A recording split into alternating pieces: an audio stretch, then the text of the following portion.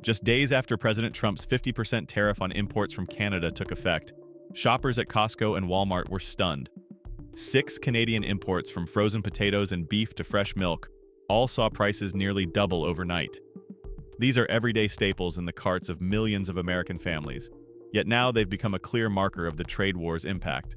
As food prices climb by the day, consumers are facing not only soaring grocery bills, but also the looming threat of supply shortages in the months ahead. Can you still afford your weekly grocery bill? Share your thoughts after watching this video, and you might realize we are all in the same boat. This list of 6 products will paint a true picture of the market after the new policy and show why even seasoned shoppers are rethinking every purchase. Number 1. Frozen potatoes. You walk into the frozen food aisle at Costco or Walmart on a morning in early August. The glass door slides open and a wave of cold air greets you. But the chill that runs down your spine has nothing to do with temperature. Right in front of you, a 5-pound bag of frozen potatoes that go-to side for quick weeknight dinners and weekend parties is now nearly double the price it was just last month. This isn't a few cents or a slight percentage bump.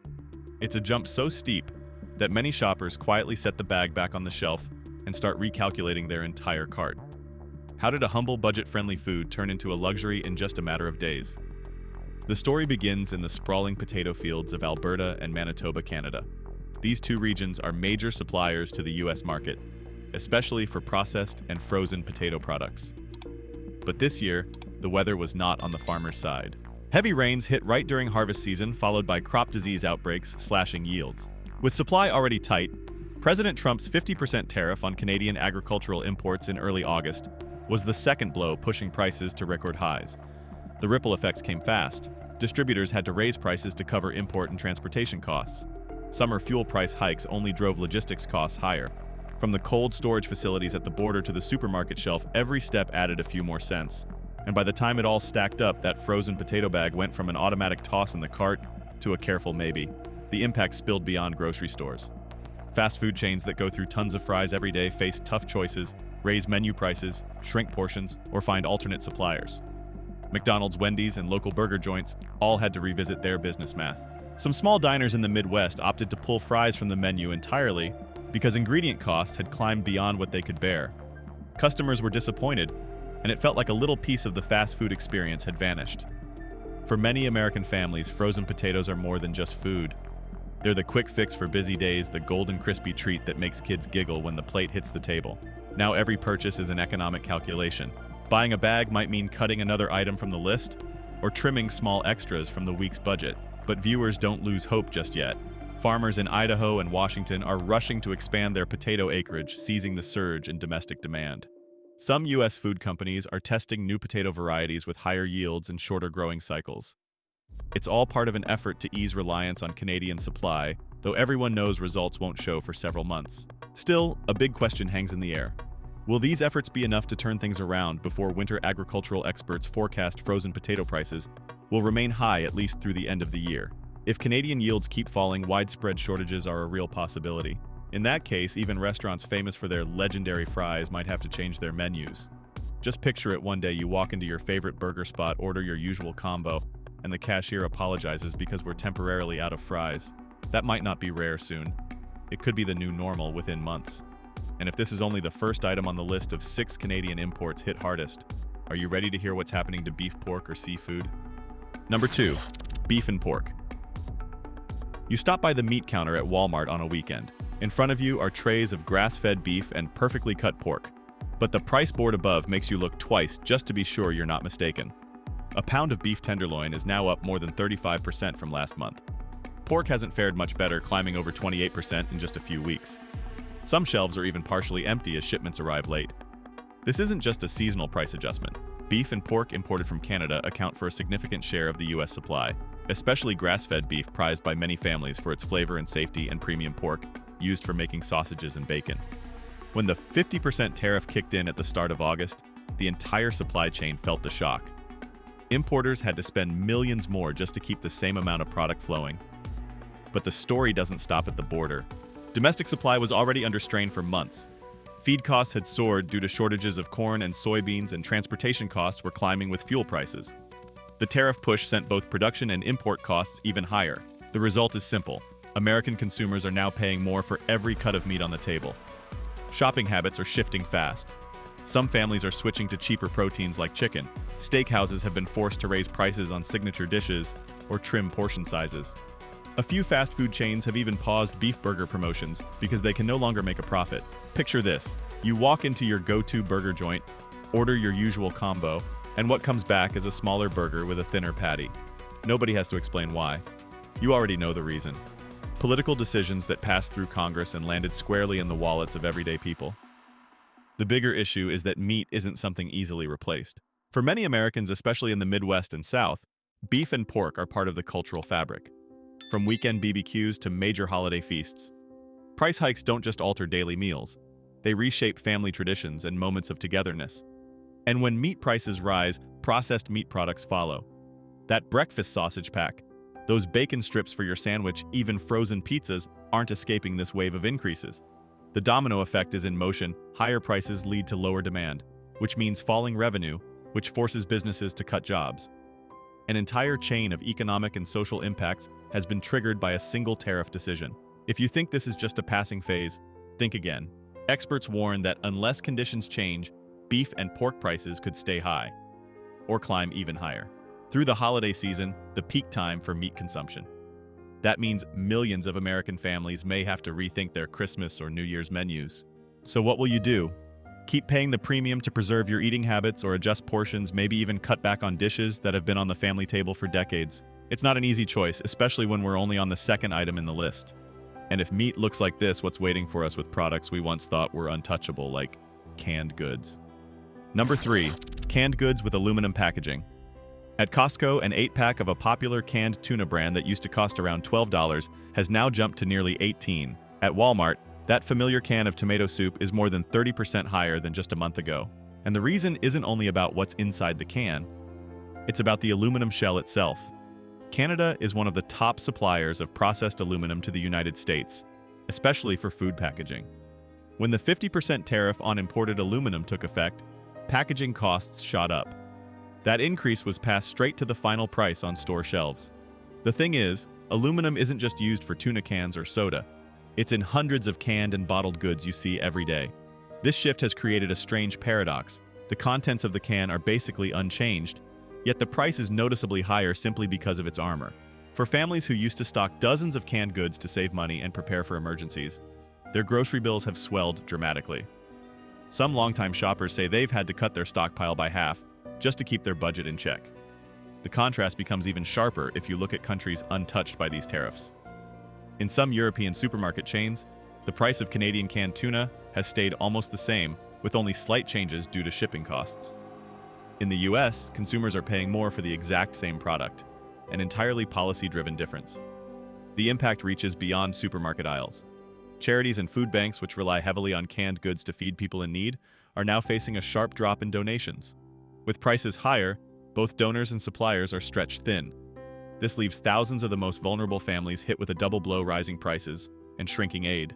Some American food companies are experimenting with steel or rigid plastic packaging for certain products to reduce reliance on imported aluminum. But switching production lines and redesigning packaging isn't something that can happen in weeks or even months.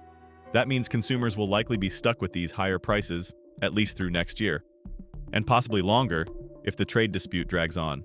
So here's the question: when both the inside and the outside of a can are feeling market pressure, how will American shoppers respond? Will they keep buying and pay extra for the convenience? Or will they start turning to alternatives like fresh foods or different packaging types? And if canned tuna and tomato soup, symbols of affordability and convenience, can skyrocket this quickly, can you really be sure that other Canadian icons like maple syrup won't be pulled into the same spiral? Number 4, maple syrup. Picture a crisp autumn morning a few years back. The air is cool, golden sunlight spills across the breakfast table, and a bottle of maple syrup sits in the center like a quiet highlight. You drizzle the smooth amber syrup over pancakes, its sweet aroma blending with the scent of freshly brewed coffee. It's a warm, peaceful moment, and one you could easily enjoy for just a few dollars from the grocery store. Fast forward to August this year, and that scene suddenly comes with a different price tag. At Walmart, a 500 milliliters bottle of pure Canadian maple syrup that used to cost $7.99 now sells for over $12. At Costco, a 2-liter pack has jumped more than 40% in just a month. For many families, it's no longer a casual weekend treat. it's something you think twice about before dropping into your cart. The reason goes beyond the 50% tariff on Canadian food imports. Maple syrup is unique.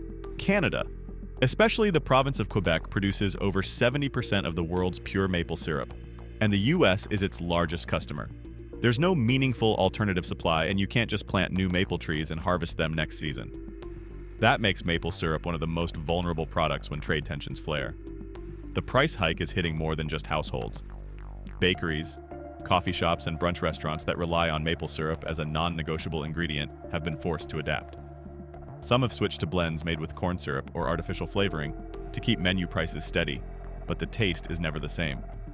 Discerning customers notice the difference, and that subtle sense of something's missing takes away from the full experience. Maple syrup is more than food. It's a cultural symbol. For many Americans, it's tied to images of the northern fall scenic trips to see golden leaves and family breakfasts that feel like tradition. When the price goes up, it's not just the syrup on your pancakes that changes, but the memories and feelings tied to it. There is still a glimmer of hope. Producers in Vermont and New York, states with small but growing maple syrup industries, are increasing production to meet demand. But their output is only a fraction of what Canada supplies. Even domestic production costs are climbing thanks to rising fuel packaging and labor expenses. So even with local producers ramping up, shoppers are unlikely to escape higher prices anytime soon. Industry experts predict that if tariffs remain unchanged, maple syrup could hold its elevated price at least through the end of next year. What will you do when that familiar bottle of pure maple syrup becomes a breakfast luxury? Pay extra to keep the flavor you love, or settle for cheaper substitutes that lack the same finesse? And if even a product as iconic as maple syrup is taking such a hit, what does that mean for items with even more complex supply chains, like milk and dairy products, which we're about to get to next? Number 5, milk and dairy products. Let's start with a familiar scene. You open the fridge in the morning, reach for the carton of fresh milk to make your coffee or pour for the kids. But when you glance at last night's grocery receipt, you pause. That brand of milk you always buy is now nearly 25% more expensive than the last time. The sliced cheese you use for sandwiches has also gone up, and the tub of vanilla ice cream for weekend dessert has jumped from $5.99 to $8. For many American families, especially those with young children or older adults, milk and dairy products are a non-negotiable part of the diet. But this August, the 50% tariff on dairy imports from Canada has shifted things faster than most expected. Canada has long been a major supplier of high-quality dairy to the US, particularly in states near the northern border. Products like cheddar cheese butter, pasteurized fresh milk, and ice cream from Canada are prized for their rich flavor and consistent quality. With the new tariff in place, each gallon of imported milk comes with several extra dollars in cost, which pushes retail prices up almost immediately. But that's only part of the story. The US dairy industry is already under pressure, feed costs are up, farms are struggling with labor shortages, and the price of fuel and electricity to run milking machines and refrigeration keeps climbing.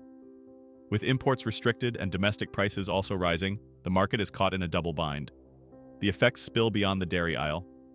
Bakeries, coffee shops, and ice cream parlors that depend heavily on premium milk have been forced to either tweak recipes or raise prices. Some well-known latte spots in New York have tacked on 75 cents to each cup, while bakeries in Texas have announced temporary cuts to certain cream-based cakes because ingredient costs are too high. For consumers, this isn't just about paying more. It's the unease of seeing products that once felt steady and dependable suddenly become uncertain. Milk carries a sense of care and safety. A warm glass before bedtime for a child, a morning cappuccino at the office, a shared tub of ice cream during the holidays. When prices and supply shift, those moments lose some of their easy comfort. There are efforts to soften the blow. Dairy farms in Wisconsin and Minnesota are running buy local campaigns to encourage support for domestic products. Producers are looking for ways to streamline operations, from reducing waste to investing in energy-efficient cooling systems. But even with these moves, experts warn that milk prices are unlikely to return to previous levels anytime soon. The problem is that milk isn't easy to replace. Consumers can cut back on red meat or frozen fries, but with milk, especially for children and the elderly. Reducing consumption often means compromising nutrition. That adds an emotional weight to the decision. No one wants to take away a child's glass of milk just because the price went up. The bigger question is this: if something as basic and essential as milk can take such a price, Hit what will happen to high-priced supply-limited products like Canadian seafood, Will lobster, snow crab, and salmon. Once the pride of the dinner table, keep their place, or will they become luxuries only a few Americans can still afford? Number 6. Canadian seafood. This you are seated in a cozy seaside restaurant celebrating a special occasion. On the table sits a platter of lobster steamed in garlic butter, a mound of snow crab with pearly white flesh, and a few slices of perfectly seared salmon. The warm, golden light, the gentle clink of wine glasses. Everything feels perfect. Until you glance at the bill. That number is enough to make you swallow hard. Not because of the garlic butter, but because the price has jumped nearly 50% in just a matter of weeks. This is not just your story. This August Canadian seafood, from Nova Scotia lobster and Newfoundland snow crab to farmed Atlantic salmon from New Brunswick, has seen prices surge. Part of it is due to the 50% tariff on Canadian imports, but the rest comes from the nature of the industry itself.